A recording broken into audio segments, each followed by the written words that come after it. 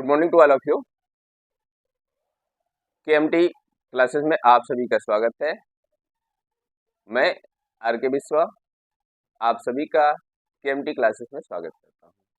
तो आइए शुरू करते हैं। आज का जो टॉपिक है इंटेलिजेंस। आज हम लोग पढ़ेंगे इंटेलिजेंस, जानेंगे कि इंटेलिजेंस क्या होता है, यानी बुद्धि क्या होता है। तो नॉर्मली अगर सामान्य भाषा में कहे तो हम सभी जानते हैं कि बुद्धि क्या है। व्यक्ति के कार्य करने की क्षमता है। बुद्धि की व्यक्ति के समाधान करने की क्षमता है। बुद्धि व्यक्ति के समस्या समाधान करने की क्षमता है, तर्क करने की क्षमता है, निर्णय लेने की क्षमता है। यानी कि व्यक्ति के बुद्धि विवेक के द्वारा ही व्यक्ति अपने किसी भी कार्यों को सुचारू रूप से करने की कोशिश करता है या करता है। आइए जानते हैं कि बुद्धि क्या है। बुद्धि बुद्धि के माध्यम से अगर कहे तो बुद्धि के माध्यम से व्यक्ति क्या करता है, व्यक्ति कार्य करता है, कार्य करता है। तो बुद्धि क्या है? व्यक्ति के कार्य करने की क्षमता है। आप कह सकते हैं कार्य करने की क्षमता है। बुद्धि व्यक्ति के तर्क करने की क्षमता है। बुद्धि व्यक्ति के सोचने समझने की क्षमता है।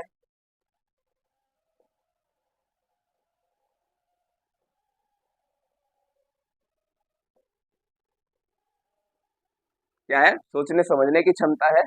और बुद्धि व्यक्ति के निर्णय लेने की क्षमता है।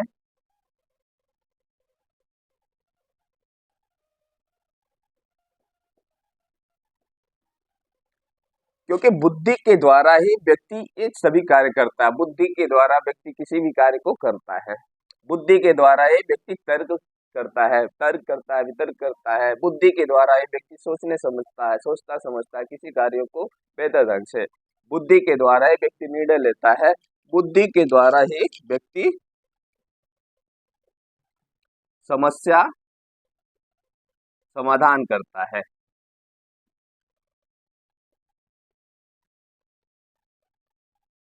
ठीक, ये आप कह सकते हैं। बुद्धि के द्वारा व्यक्ति कल्पना करता है, इमेजिनेशन करता है।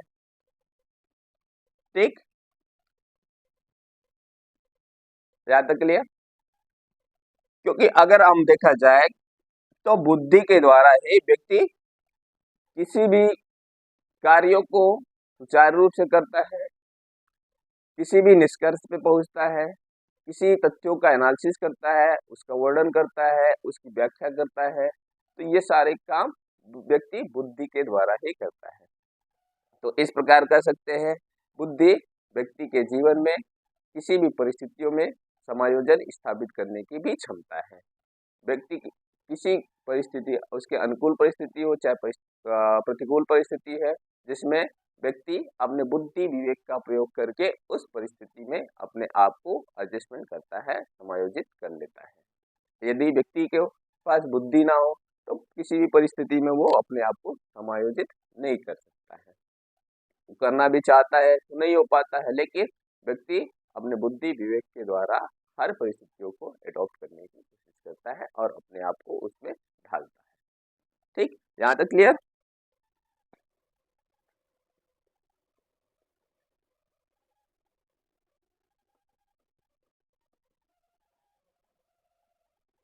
देखिए क्या है, कह सकते हैं कि बुद्धि क्या है, व्यक्ति में अस्थाई भी होता है और परिवर्तनशील भी होता है।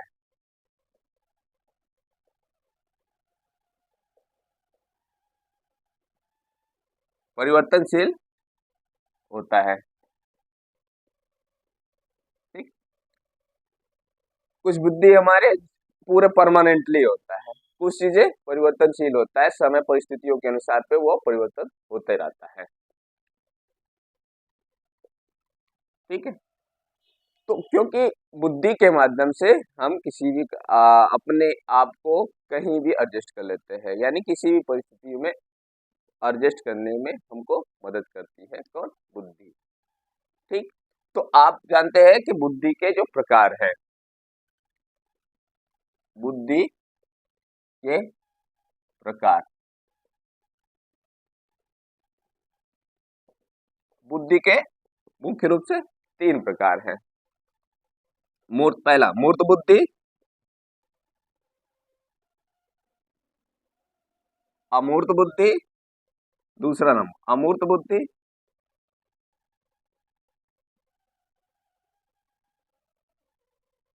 और तीसरा सामाजिक बुद्धि।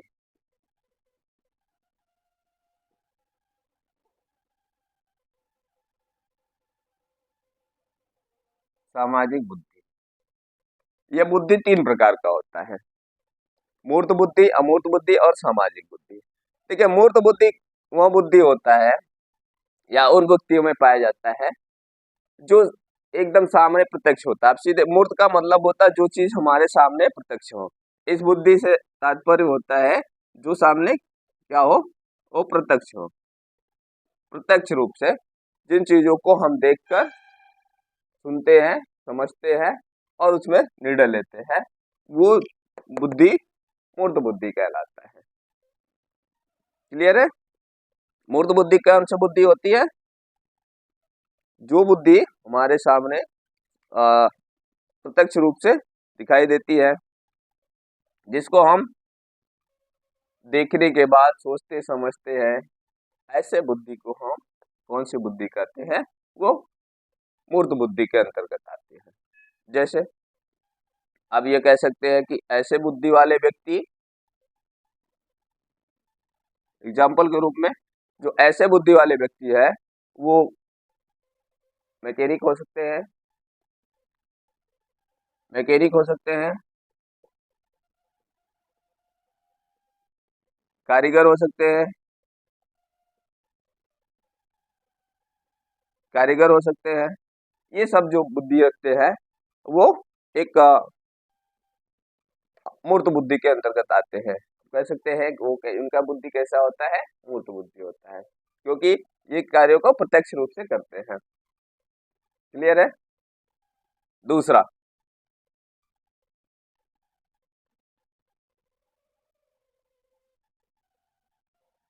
अमूर्त बुद्धि। देखिए, अमूर्त बुद्धि जो, अमूर्त का मतलब होता है जो हमको दिखाई ना दे। अमूर्त का मतलब वही होता है जो हमको दिखाई ना दे। अब जब हमको दिखाई नहीं देगा तो अब उसको चीजों को हम या तो अनुभव कर सकते हैं, या तो समझ सकते हैं, या तो फील कर सकते हैं। ऐसे बुद्धि वाले को हम कहते हैं अमूर्त बुद्धि। ठीक। इस तरह के जो, मतलब आप कह सकते हैं जो पढ़ाई लिखाई में ज्यादा रुचि रखता हो, आप कह सकते हैं जो पढ़ने लिखने में रुचि रखता हो, ऐसे व्यक्ति जो पढ़ाई लिखाई में ज्यादा रुचि रखता हो, ऐसे व्यक्तियों को हम कह सकते हैं वो किस तरह की बुद्धि होती है? उसके अंदर अमूर्त बुद्धि होता है। जो अमूर्त का मतलब होता है जो दिखाई ना दे। तो अमूर्त बुद्धि से तात्पर्य ऐसे बुद्धि से है जो हमें दिखाई नहीं देता है, और जैसे भावनाएं और विचारों को संबंधित होता है, भावना और विचारों से संबंधित होता है। तो ऐसे में, या फिर आप कह सकते हैं जो पढ़ने लिखने में ज्यादा रुचि रखते हैं, ऐसे व्यक्तियों की बुद्धि कौन सी बुद्धि होती है? अमूर्त बुद्धि। तो इसमें एग्जाम्पल आप कह सकते हैं, एग्जाम्पल में जैसे टीचर हो गया यानी मास्टर, डॉक्टर,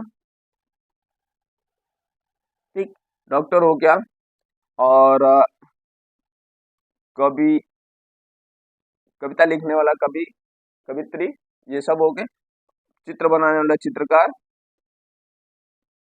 ये सब रुचि रखते हैं। ये हो गए आपके अमूर्त बुद्धि विद्यार्थी। अब आता है सामाजिक बुद्धि।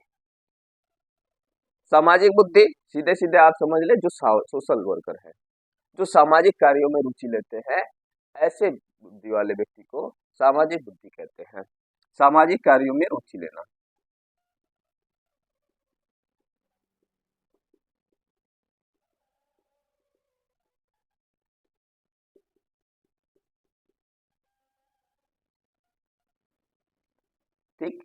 सामाजिक कार्यों में रुचि लेना। जो व्यक्ति सामाजिक कार्यों में रुचि लेता है ऐसे व्यक्ति के बुद्धि को सामाजिक बुद्धि कहा जाता है। सामाजिक कार्यों में रुचि लेने वाला जैसे कोई सोशल वर्कर हो गया, कोई नेता हो गया, कोई एनजीओ हो गया, ये ऐसे जो सोशल कार्यों को बढ़ावा देते हैं यानी सामाजिक कार्यों में जो रुचि लेते हैं ऐसे बुद्धि को कहते हैं सामाजिक बुद्धि। ठीक, पहला फिर से सुनते हैं।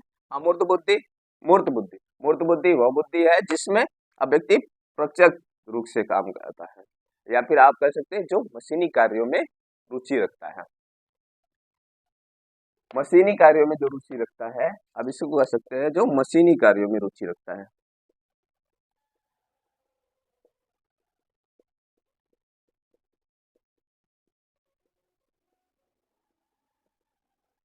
जो मशीनी कार्यों में रुचि रखता है ऐसे व्यक्ति को कहते हैं मूर्त बुद्धि, जो मशीनी कार्यों में रुचि रखते हैं।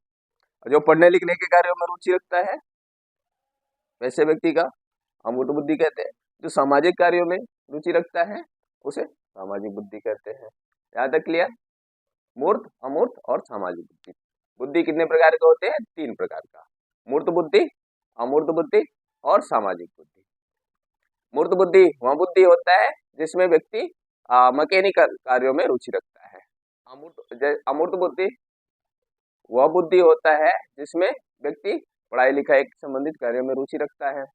सामाजिक बुद्धि वह बुद्धि होता है जिसमें व्यक्ति सामाजिक कार्यों में रुचि लेता है। ये 3 बुद्धि के प्रकार। आइए आगे जानते हैं।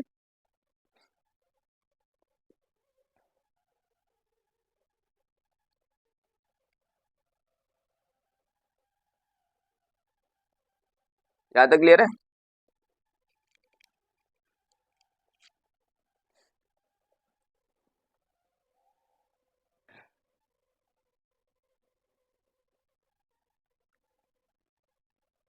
देखिए आप जानते हैं बुद्धि लब्धि,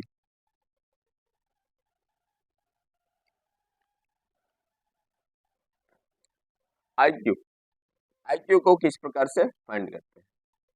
एक टर्मन ने आईक्यू का सूत्र दिया था। सूत्र है intelligence quotient, IQ equal to intelligence quotient. Intelligence quotient का जो फार्मूला है इसको कहते हैं एमए अपॉन सीए इंटू 100। देखिए एमए जो है वो आपका मेंटल एज होता है और सीए जो है वो क्रोनोलॉजिकल एज होता है। क्रोनोलॉजिकल एज और mental as, MA mental as, CA chronological age into 100।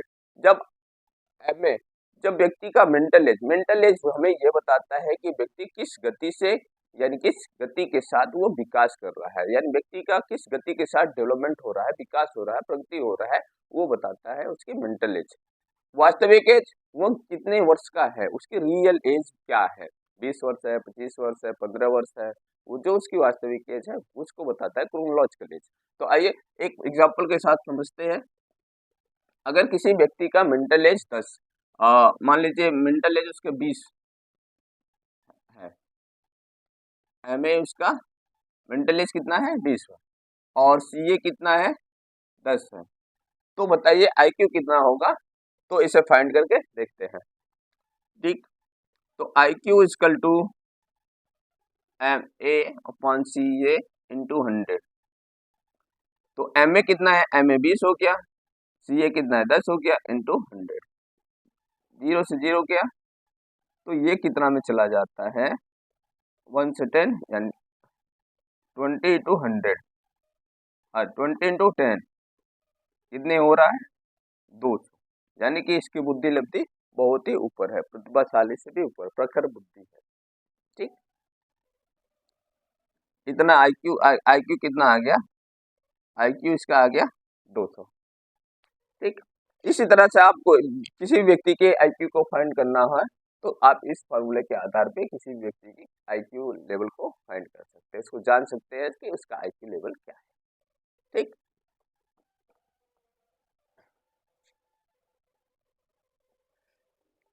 बुद्धि लब्धि और उसकी जो स्थिति है आज उसको जानते हैं अभी कि बुद्धि लब्धि क्या है, और बुद्धि लब्धि और उसकी जो स्थिति कितने से कितने स्थिति तक होता है। यहाँ पे आप एक चार्ट के माध्यम से यानी टेबल के माध्यम से हम इसको समझने का प्रयास करेंगे। ठीक है, चलिए। बुद्धि, लब्धि और इसकी स्थिति।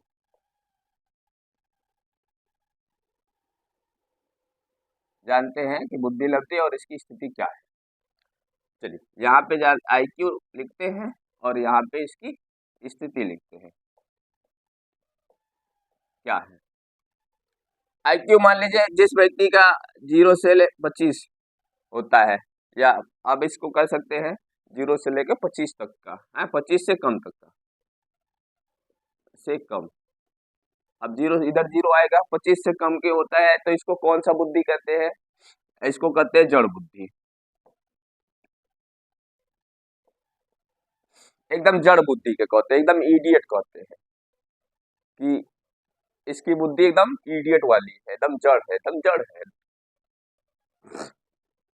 दूसरा, अगर 25 से ऊपर करे, 25 से लेके 49 तक, 25 से लेके 49 तक, अब इसकी बुद्धि क्या होता है? इससे थोड़ा सा ऊपर होता है तो इसको कहते हैं मूढ़ बुद्धि। मूढ़ बुद्धि का है, मोटा बुद्धि का एकदम। अब 50 से लेके 69 तक तो ये आ जाता है, थोड़ा सा इससे ऊपर आता है तो ये मूर्ख कहलाता है, मूर्ख बुद्धि, एकदम मूर्ख बुद्धि। अब यहाँ 70 से लेके 79 तक आता है तो इसको कहते हैं मंद बुद्धि। ये बच्चा जो है वो मंद बुद्धि का है। कौन से बुद्धि का? मंद बुद्धि कहलाता है। अब फिर 80 से लेके 89 तक आता है तो ये कहलाता है सामान्य बुद्धि से कम, है ना, सामान्य बुद्धि वाला होता है, सामान्य से थोड़ा सा कम हो जाता है, सामान्य बुद्धि से कम। सामान्य बुद्धि से कम यानी सामान्य बुद्धि से नीचे वाला है।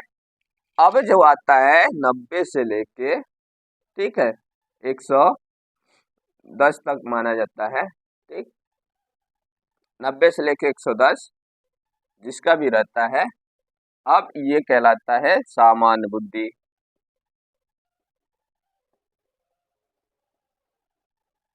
सामान्य हमेशा परीक्षा में यही पूछता है, 90 से 110 यानी सामान्य बुद्धि का बुद्धि लेवल कितना होता है, IQ लेवल क्या है, ये पूछता है। अब मान लो 110 यानी 111 से लेके 119 तक कितना होता है? जो सामान्य से ऊपर आते हैं, इसको कहते हैं सामान्य से ऊपर, सामान्य से ऊपर, ठीक, तो वो सामान्य से ऊपर वाला होता है। अब 120 से 129 तक, मान लीजिए 130 हुआ तो 129 तक ये तीव्र बुद्धि है, तीव्र बुद्धि वाला हो जाता है। यहां तक क्लियर? और थोड़ा सा ऊपर ले देते हैं।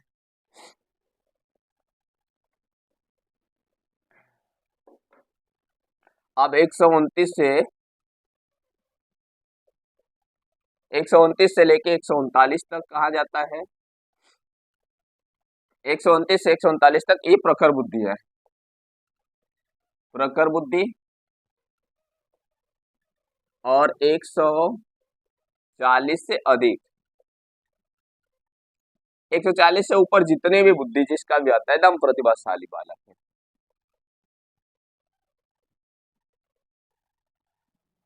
प्रतिभाशाली, ठीक। हमने जाना कि IQ क्या है, IQ की स्थिति। IQ मान लीजिए जिसका 25 से कम होता है उसको जड़ बुद्धि कहते हैं, जिसका 25 से लेकर 50 तक रहता है उसको मूढ़ बुद्धि कहते हैं, 50 से लेकर 69 तक रहता है उसको मूर्ख बुद्धि कहते हैं, और 70 से लेकर 79 तक रहता है तो उसको मंद बुद्धि कहते हैं, 80 से लेकर 89 तक रहता है तो उसको सामान्य से थोड़ा कम बुद्धि वाले कहते हैं, लेकिन जो 90 से लेकर 110 होता है तो उसको सामान्य बुद्धि कहते हैं। एवरेज चाइल्ड, एवरेज इंटेलिजेंस किसकी होती है? 90 से लेकर 110 वाले को। और 110 यानी 111 से लेकर 19 तक जो होता है सामान्य से ऊपर होता है, और 120 से लेकर 129 होता है बुद्धि उसकी तीव्र बुद्धि कहलाती है, और 129 से लेकर 139 तक जिसका होता है उसका प्रखर बुद्धि कहलाता है, और 140 से लेकर 100 उससे जितने भी अधिक हो जाते हैं 140 से ऊपर वाले सभी प्रतिभाशाली कहलाते हैं। ठीक, ये तो आइए इतना जाने। अभी हम जानते हैं कुछ विशेषताएं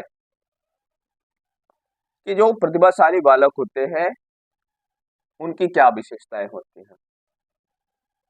अभी हम जानेंगे इसमें बुद्धि के सिद्धांत। बुद्धि के अलग अलग व्यक्तियों ने क्या क्या सिद्धांत दिए हैं इसके बारे में हम लोग जानेंगे। तो आज के लिए इतना ही। अगले वीडियो के माध्यम से हम जानेंगे बुद्धि के कौन कौन से सिद्धांत होते हैं।